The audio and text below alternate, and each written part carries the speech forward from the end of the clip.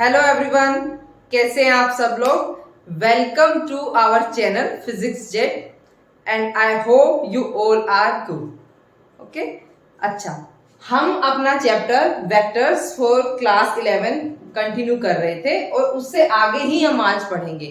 हम introduction of vectors, addition and subtraction of vectors वो part कर चुके हैं।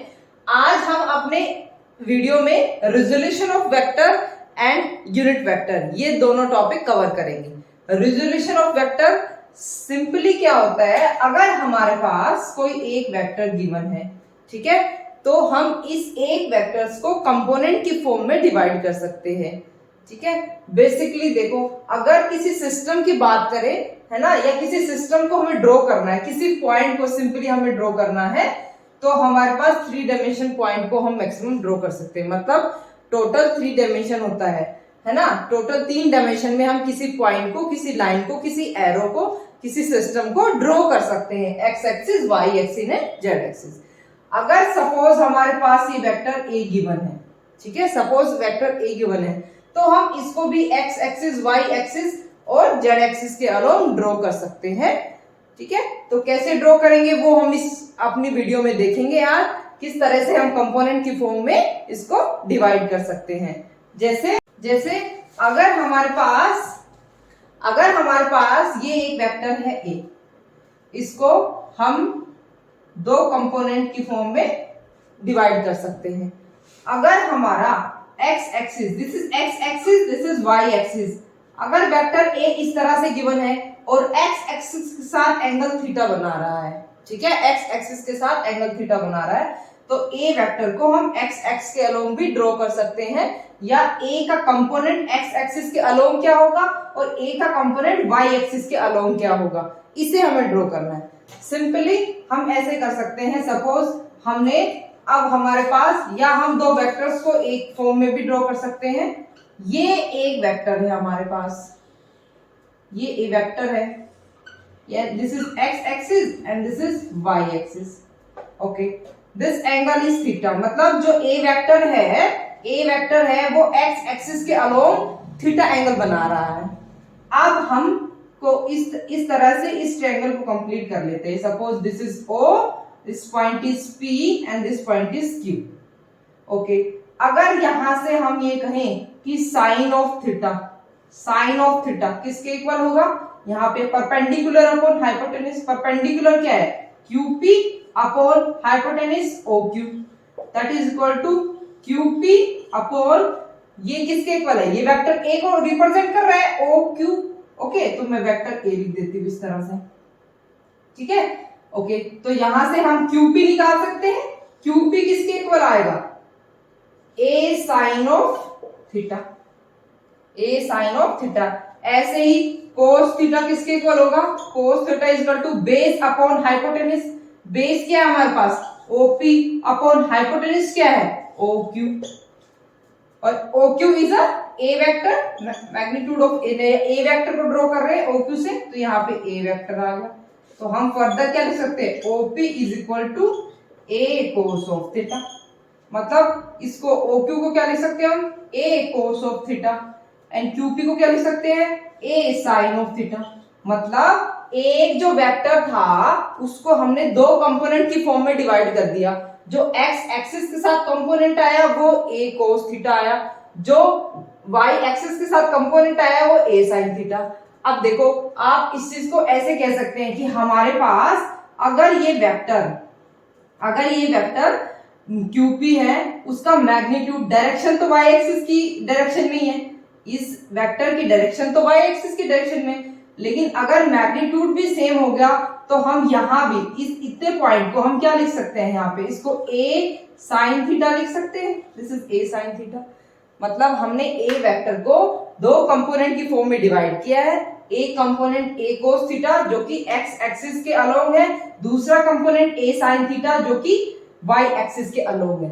और इसको हम जहां यहाँ ए साइन थीटा कह रहे हैं, देखो अगर 2 वेक्टर सिमिलर हो और उनका सेम ही डायरेक्शन हो, सेम ही मैग्नीट्यूड हो, तो हम उनको सिमिलर या सेम वेक्टर बोल सकते हैं, और हम ए साइन थीटा को यहाँ भी ड्रॉ कर सकते हैं, कोई दिक्कत नहीं है उससे, ठीक है। ए साइन थीटा की वैल्यू ये होगी, तो हमने ए वेक्टर को दो कंपोनेंट की फॉर्म में डिवाइड कर लिया है। ए एक्स जिसको बोल रहे हैं वो एक्स एक्सिस के अलोंग कंपोनेंट है, वो हो जाएगा ए कोस थीटा, और वाई एक्सिस के अलोंग जो कंपोनेंट है वो ए वाई, वो होगा ए साइन थीटा।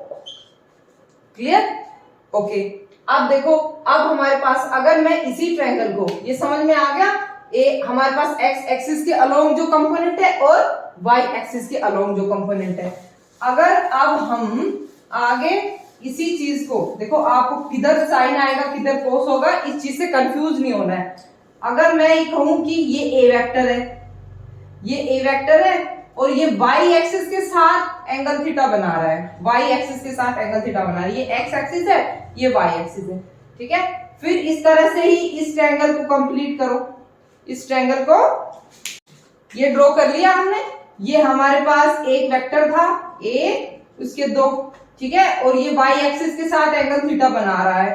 अब देखो, अब ये अगर हम इस कंपोनेंट की बात करें तो ये क्या होगा, परपेंडिकुलर अपॉन हाइपोटेनस, ठीक है। ये सामने देखो, ये परपेंडिकुलर अपॉन हाइपोटेनस, तो ये वाला पार्ट जो आएगा वो क्या आ जाएगा, ये हमारे पास परपेंडिकुलर हाइपोटेनस क्या होता है, साइन ऑफ थीटा, मतलब मैं इसको लिख सकती हूँ ए साइन थीटा, और ये क्या हो जाएगा, बेस अपॉन हाइपोटेनस, ये क्या हो जाएगा, कोस थीटा। तो इस वाले कंपोनेंट को क्या लिख देंगे, ए कोस थीटा, ठीक है।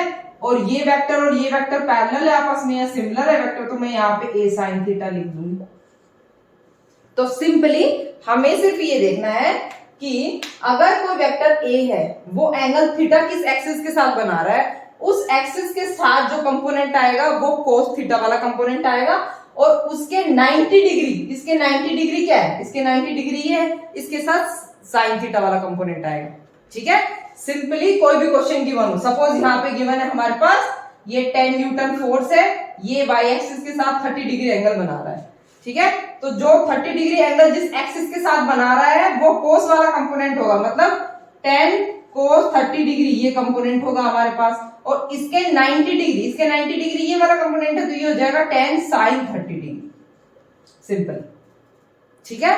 तो हमने अभी रिजोल्यूशन ऑफ वेक्टर पढ़ा है, मतलब एक वेक्टर को दो पार्ट में, सिंपली दो एक्सिस के अक्रॉस हमने रिजोल्व किया है, ठीक है, दो पार्ट में रिजोल्व किया है, और जो एक्स एक्सिस के अलोंग जो कंपोनेंट आएगा उसको ए एक्स बोलेंगे, या ठीक है, कि हमारे एक्स एक्सिस के अक्रॉस जो कंपोनेंट आएगा उसको ए एक्स बोल रहे हैं, और वाई एक्सिस के अक्रॉस जो कंपोनेंट आएगा उसको ए वाई बोल रहे हैं, क्लियर। तो सिंपली हम ऐसा कह सकते हैं A vector is equal to A X plus A Y, A X के across component plus A Y के अक्रॉस कंपोनेंट।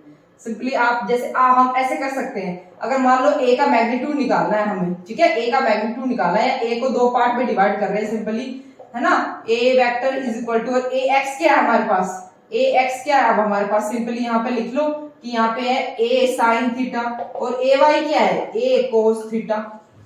इसका मैग्नीट्यूड निकालना है तो ए वेक्टर का मैग्नीट्यूड निकालना है तो स्क्वायर कर दो दोनों साइड, ठीक है। या इसको अगर स्क्वायर की फॉर्म में हम इस तरह से लिख सकते हैं, A square is equal to A square sine square theta plus A square cos square theta, और A square is equal to, यहां से ए स्क्वायर कॉमन ले लो, sine square theta plus cos square theta, और A square is equal to, या A का magnitude हम निकाल रहे थे यहां से, A square into sine square cos square किसके इक्वल हो जाएगा, 1 के। तो सिंपली हमारे पास ए वेक्टर का मैग्नीट्यूड किसके इक्वल है, A sine theta plus A cos theta, और इनको सिंप्लीफाई करोगे तो ए के इक्वल आएगा, मतलब या तो दो कंपोनेंट को ऐड करो तो ए वेक्टर के इक्वल आ जाएगा, या ए वेक्टर को दो कंपोनेंट की फॉर्म में हम डिवाइड कर सकते हैं, ठीक है, दो कंपोनेंट की फॉर्म में लिख सकते हैं। सिंपली ये तो हमने टू कोऑर्डिनेट सिस्टम की बात की है, तो एक्स और वाई के अलोंग हम कैसे लिख सकते हैं वो बात की है। इसी चीज को हम डिफरेंट, मान लो ये एक्सिस है हमारे पास, ठीक है, ये एक्स एक्सिस है, ये वाई एक्सिस है, ये जेड एक्सिस है, ओके। अच्छा, ये हमारे पास एक वेक्टर है जो कि एक्स एक्सिस के साथ एंगल अल्फा बना रहा है, वाई एक्सिस के साथ एंगल बीटा बना रहा है, और जेड एक्सिस के साथ, ठीक है, जेड एक्सिस के साथ एंगल गामा बना रहा है, ठीक है, एंगल गामा बना रहा है। तो हम सिंपली लिख सकते हैं एक्स के अक्रॉस इसका ए एक्स कंपोनेंट क्या आ जाएगा, एक्स एक्सिस के अक्रॉस जो कंपोनेंट आएगा वो क्या आ जाएगा, उसको हम लिख सकते हैं ए कोस अल्फा। y के अक्रॉस जो कंपोनेंट आएगा, देखो y के अक्रॉस जो एंगल बना रहा है वो बीटा बना रहा है, तो हम इसको लिख सकते हैं ए कोस बीटा। ठीक है, एंगल के साथ जो कंपोनेंट आएगा वो कोस थीटा वाला कंपोनेंट आएगा, उसके परपेंडिकुलर साइन आता है। अब सबके साथ एंगल बना रहा है तो हम सबका कोस कंपोनेंट वाला है, कोस थीटा वाला कंपोनेंट ले रहे हैं। और ए जेड क्या हो जाएगा हमारे पास, ए जेड हो जाएगा हमारे पास ए कोस ऑफ गामा। ठीक है, तो तीनों एक्सिस के मतलब ए जो वेक्टर था, हमने तीनों एक्सिस के अक्रॉस इसके क्या क्या कंपोनेंट हो सकते हैं वो हम देख रहे हैं। ठीक है, तो रेजोल्यूशन ऑफ वेक्टर को हमने क्यों डिस्कस किया है, क्योंकि फिजिक्स में आगे काम आएगा रेजोल्यूशन ऑफ वेक्टर। ठीक है, रेजोल्यूशन ऑफ वेक्टर मतलब एक वेक्टर की पोजीशन है, उसको एक्स वाई और जेड के रेस्पेक्ट में हम कैसे देखते हैं, एक्स वाई और जेड में उसकी पोजीशन क्या होगी, है ना। क्योंकि अगर आप ऐसा सोचो कि हमारे पास एक एक्सिस है, ये एक्स और वाई एक्सिस है और यहाँ फोर्स लग रहा है इस डायरेक्शन में, इस तरह से फोर्स लग रहा है, मतलब किसी आप सपोज करो किसी चीज को इस तरह से खींच रहे हैं इस डायरेक्शन में, 10 न्यूटन फोर्स लग रहा है, और ये एंगल जो एक्स एक्सिस के साथ बना रहा है वो 30 डिग्री बना रहा है। तो हमें यहाँ ये देखना है कि एक्स एक्सिस के अक्रॉस कितना फोर्स लग रहा है, वाई एक्सिस के अक्रॉस कितना फोर्स लग रहा है, क्योंकि बीच में अगर फोर्स लग रहा है तो दोनों एक्सिस रेस्पॉन्सिबल है फोर्स लगाने के लिए। भाई आप बीच से खींच रहे हैं तो कुछ फोर्स एक्स एक्सिस के अक्रॉस लगेगा, कुछ फोर्स वाई एक्सिस के अक्रॉस लगेगा। एक्स एक्सिस के अक्रॉस क्या कंपोनेंट होगा, वाई एक्सिस के अक्रॉस क्या कंपोनेंट होगा, तो ऐसे लिख सकते हैं ना, 10 cos ऑफ 30 डिग्री इतना फोर्स इस डायरेक्शन में लगेगा, 10 sin ऑफ 30 डिग्री इतना फोर्स इस डायरेक्शन में लगेगा। Clear this point. ठीक है, तो इसलिए हमें रेजोल्यूशन ऑफ वेक्टर की जरूरत पड़ती है इस तरह से। ठीक है, आप क्वेश्चंस भी कर सकते हैं। चलो एक क्वेश्चन, अच्छा उससे पहले यूनिट वेक्टर देख लेते हैं। यूनिट वेक्टर क्या होता है,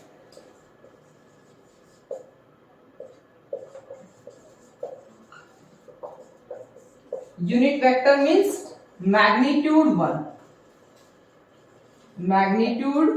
1 and is used for direction, particular direction या direction। ठीक है, सिंपली यूनिट वेक्टर को हम किस लिए यूज कर रहे हैं, यहाँ पे डायरेक्शन के लिए यूज कर रहे हैं। ठीक है, और यूनिट वेक्टर बोल रहे हैं तो यूनिट का मतलब उसके मैग्नीट्यूड 1। देखो किसी भी वेक्टर को, वेक्टर का क्या होता है, वेक्टर की दो फॉर्म होता है, एक मैग्नीट्यूड होता है। ठीक है, दो फॉर्म होता है, एक मैग्नीट्यूड होता है और उसके साथ क्या होती है, उसकी डायरेक्शन होती है। ठीक है, तो यूनिट वेक्टर का मैग्नीट्यूड तो 1 होगा, और उसकी डायरेक्शन हमें पता होनी चाहिए, डायरेक्शन हम कैलकुलेट करेंगे। ठीक है, सपोज हम फोर्स लगा रहे हैं किसी डायरेक्शन में, या कोई भी वेक्टर हमें गिवन है, अब उसका मैग्नीट्यूड पता है हमें या डायरेक्शन हमें निकालना है, तो अगर यूनिट वेक्टर से उसको मल्टीप्लाई कर देंगे या उस पोजीशन का यूनिट वेक्टर हमें पता होगा तो हम उसकी डायरेक्शन निकाल सकते हैं। जैसे एग्जांपल के लिए हम अगर कार्टेशियन फॉर्म को यूज करें, ठीक है, या कार्टेशियन कोऑर्डिनेट बोलते हैं। कार्टेशियन कोऑर्डिनेट मतलब तीनों एक्सिस के अक्रॉस, ये एक्स एक्सिस है, ये वाई एक्सिस है, ये जेड एक्सिस है, हमने यूनिट वेक्टर कंसीडर किया है। ठीक है, ये आई कैप। ठीक है, यूनिट वेक्टर को रिप्रेजेंट कैसे करते हैं, यूनिट वेक्टर को जैसे अगर ए वेक्टर है, ए वेक्टर गिवन है हमारे पास ए x I plus A Y J plus A Z के। ठीक है, तो ये आई कैप, जे कैप और के कैप है, ये यूनिट वेक्टर्स हैं। एक्स डायरेक्शन का यूनिट वेक्टर, वाई डायरेक्शन का यूनिट वेक्टर, जेड डायरेक्शन का यूनिट वेक्टर। तो सिंपली यूनिट वेक्टर के ऐसे रिप्रेजेंट करते हैं, अगर किसी वेक्टर के ऊपर कैप लगा देंगे मतलब वो उस वेक्टर का यूनिट वेक्टर है। और यूनिट वेक्टर का फॉर्मूला होता है ए वेक्टर अपॉन ए का मैग्नीट्यूड। जैसे आप ऐसे भी कर सकते हो ना, भाई ए वेक्टर को दो फॉर्म में लिखना है, एक तो उसका मैग्नीट्यूड होना चाहिए, ठीक है, और उसकी डायरेक्शन होनी चाहिए, है ना, डायरेक्शन होनी चाहिए। अब मैग्नीट्यूड क्या होता है, ए का मैग्नीट्यूड कैसे रिप्रेजेंट कर सकते हैं, और डायरेक्शन किससे पता चलती है, डायरेक्शन पता चलती है हमें उसके यूनिट वेक्टर से, तो ए यूनिट वेक्टर के साथ मल्टीप्लाई कर सकते हैं। ठीक है, तो ये हमारे पास वेक्टर है। अब हमें इसका यूनिट वेक्टर निकालना है, तो यूनिट वेक्टर क्या होगा, A cap is equal to A vector upon A का मैग्नीट्यूड, ये यूनिट वेक्टर हो गया। तो this is the formula of unit vector. ठीक है, अच्छा इतना हो गया। इससे आगे हम करते हैं, अब हमें यूनिट वेक्टर का फॉर्मूला पता चल गया, मतलब unit vector is equal to A vector upon magnitude of that vector. Clear, okay. So अगर मेरे पास ये वेक्टर गिवन है, ठीक है, हम आपको ये बता रहे थे यहाँ पे कि आई कैप क्या है, I cap is simply a unit vector in direction of in x direction या x एक्सिस के अलोंग, ऐसे लिख सकते हैं हम, I cap is equal to unit vector in x axis. ऐसे ही j cap is equal to unit vector in y axis. ऐसे ही k cap is equal to unit vector in z axis. Okay, simply, ठीक है। x axis के across जो unit vector जिसको हम कंसीडर करते हैं हमेशा वो i कैप है, y एक्सिस के अक्रॉस जो यूनिट वेक्टर है वो j कैप है, एंड z एक्सिस के अक्रॉस जो यूनिट वेक्टर है वो k कैप है। सिंपली, तो a वेक्टर को ऐसे रिप्रेजेंट किया है हमने, ठीक है। अगर हम इसका यूनिट वेक्टर निकालना है, इसका यूनिट वेक्टर निकालना है, तो यूनिट वेक्टर कैसे निकालेंगे? यूनिट वेक्टर हमें पता है फॉर्मूला क्या होता है, a वेक्टर अपॉन a का मैग्नीट्यूड। तो a वेक्टर क्या है हमारे पास, axi plus ayj plus azk, clear. और इसका मैग्नीट्यूड क्या होगा, magnitude ax square plus ay square plus az square का अंडर, ठीक है, ये इसका मैग्नीट्यूड होगा। इस तरह से हम लिख सकते हैं, क्लियर इतना? ओके, चलो फिर हम इस पे एक क्वेश्चन कर लेते हैं एक दो। जैसे सिंपली अगर हमारे पास इस तरह से दिया हुआ है कि ये हमारे पास 10 न्यूटन फोर्स है and the angle is 60 degree and another we have